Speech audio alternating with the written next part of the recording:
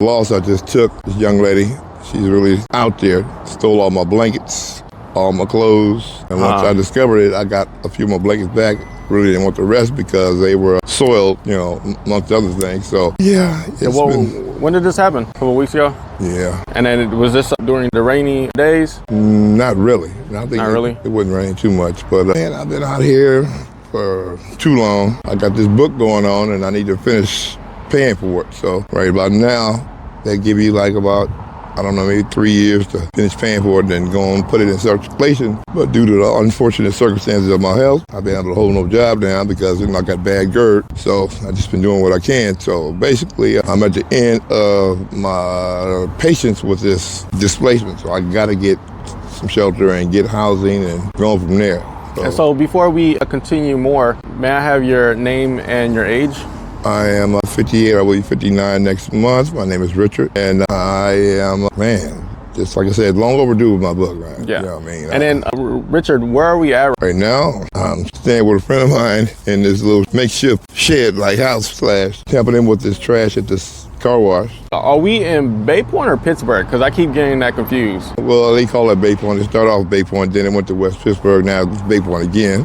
Okay. But I'll say West Pittsburgh, myself. Yeah. All right. But other than that, so, tell me more a little bit about yourself and how you became displaced. And started from the last time I was down. I got out in 2018. I had my book, and I was looking forward to getting out and getting it published, get a job and everything. So I did the job thing. I got engaged to this lady out in Sacramento, which was totally an ordeal in itself. And then COVID came along. I had a job at one of the most prestigious, highly awarded, accoladed places in the world, which is Meyer Sound Lab in Berkeley. And that COVID came and it just knocked everything off kilter. The guy with 500 employees, and then they fired 300 people. And I was one of them. Wow. And so it's been all downhill ever since then. I was going to a church in Oakland, thing blasted on 66th Ave. 66th Ave in what? International? Yeah. Yeah? Oh, what? No way. Pastor Bob, Bishop Bob, Jackson. Yeah. I seen that church before. I passed by a few times. Yeah. That was a little trip there too because, I figured with 5,000 members, I'd be able to get a little help to train for my book. But out of all those people, I think maybe about 2 or 3 people helped. And one of them was an elderly lady, and I bless her heart. And when I do get this done, I'll be right there giving her a free copy, signature, And there we go. Do a little party for her, So I'm going to read one of my poems from my book. It's called Born to Serve. The name of the book is called Divine Inspiration Designed for Every Nation by Richard Bart. Before we all made that most important choice, to follow God's voice, we were all selected. And with the heavenly perspective, we were all corrected, but most certainly never neglected. Just as the heaven is high up in the sky, so is God's love for you and I. So with nerves of steel, we shall fulfill God's will through any ordeal. No amount of derision to change our decision. In a world full of disarray, we still must obey. Surely God will make a way. We were born to serve with a tender heart, which is the crucial part. We were born to serve with an open hand to help our fellow man. We were born to serve, not swerve. So stay in the right lane. Don't strain, don't stress. Just give it up to God and He'll do the rest. Hey, I like that. Thank you. Oh, so how long ago did you do that poem? So that was in 2018. 2018? Yeah. Wow. Yeah, right before I got out. I love it, yo. Thank you. The book is done. It's at the publishers right now, and they waiting on me to finish paying for it. So I got to get my shit together, and pay for it, and it'll be in the bookstores. Doing it multi-languages, Spanish, English. Hopefully I'll do my research and get it done in Mandarin as well. And then the title for your book is?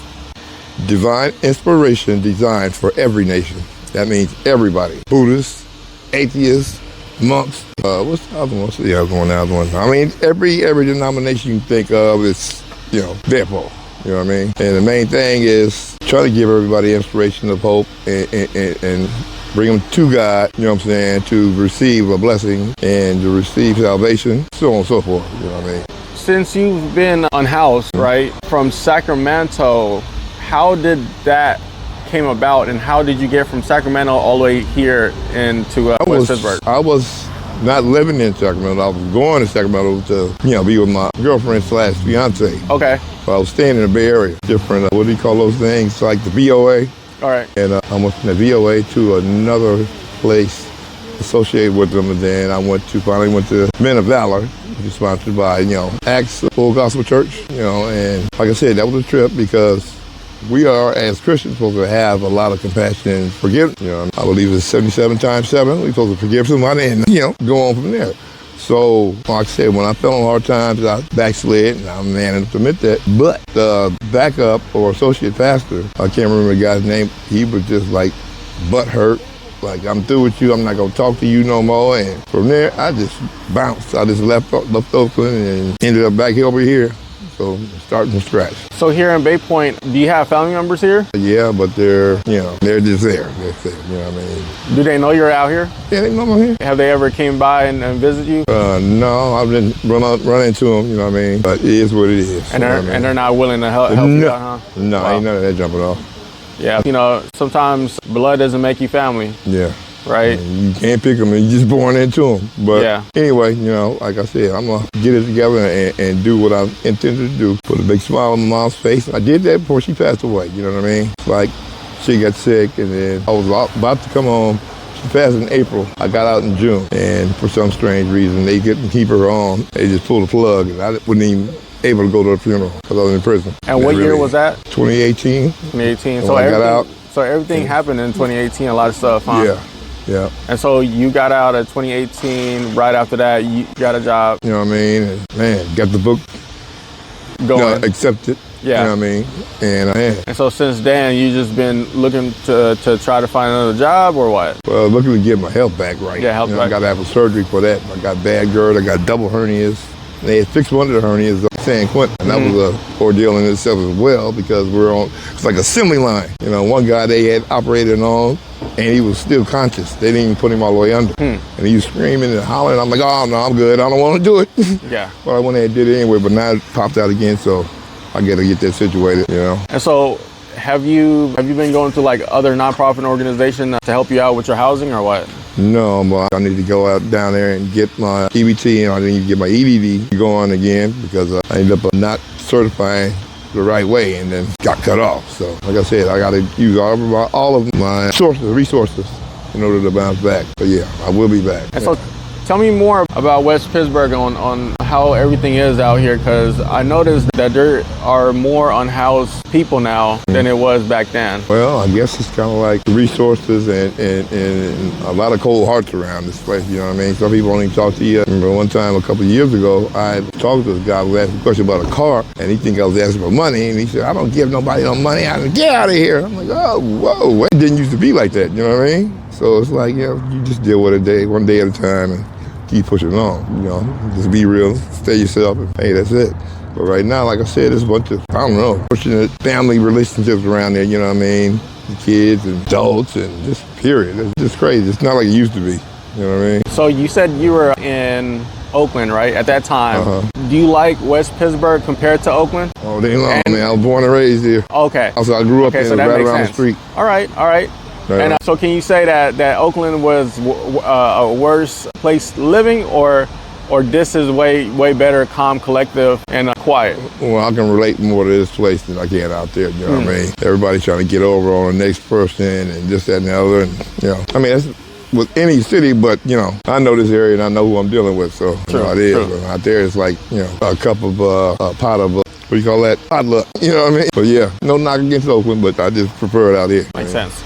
And for the people that are seeing this, because like I was just explaining to you earlier, people will just pass by, walk by, drive by, and not even say hi, how are you doing? Did you need anything? Do you need help? How can I help you? What is something that you can explain to the people that are like that just passes by? Like, what can you explain as in your situation and everybody else's situation that are unhoused, like what can they do better as people, as society, to actually help out? Have a heart, first and foremost. Anything can happen any given day. You know what I mean? You can be in the same shoes as a person that you see on the street that doesn't have the cleanest clothes on or doesn't have resources that they might have, or just period. It's humans. We're all humans, all the same blood. You know what I mean? No matter what color, race, creed. You know what I mean? Just be real and have some compassion. You never know. And then one more thing before we end it. What's one thing that you're thankful about? The other thing is, what is something that you regret? Well, I regret not following through with my book, because if I would have followed through with my book, I wouldn't be standing here talking to you right now. Or if I was talking to you, it'd be in the other capacity of me signing a book for you, signing some of my work, poetry to you. But yeah, hey, I mean, it is what it is. I can't change the past. You know, I'm gonna go forward. So just like I said, I mean, everybody, you know, I mean, we're living in these times right now where everything's, you know, combustible. You know what I mean? We just keep a even kilter. I mean, just have a little bit of heart and never judge a book by its cover. You know, 'cause, you know, sometimes you'll think something or turn a person away, and at the same time, that person can turn around and save your life one day. You know, You never know. You know, anything can happen out there, and That's true. you know, and there's a such thing as karma. oh yeah, It's either you're gonna get the good karma or you're gonna get the bad karma. yeah, So you always have to choose wisely on the actions that you pick for that day. that's true. You know, and then one more time for your name, Richard. Richard. Yes. All right, Richard. Well, hopefully you get that book going and get it published. Yeah. All right. Got you. It's a must do. All right, on to the next one.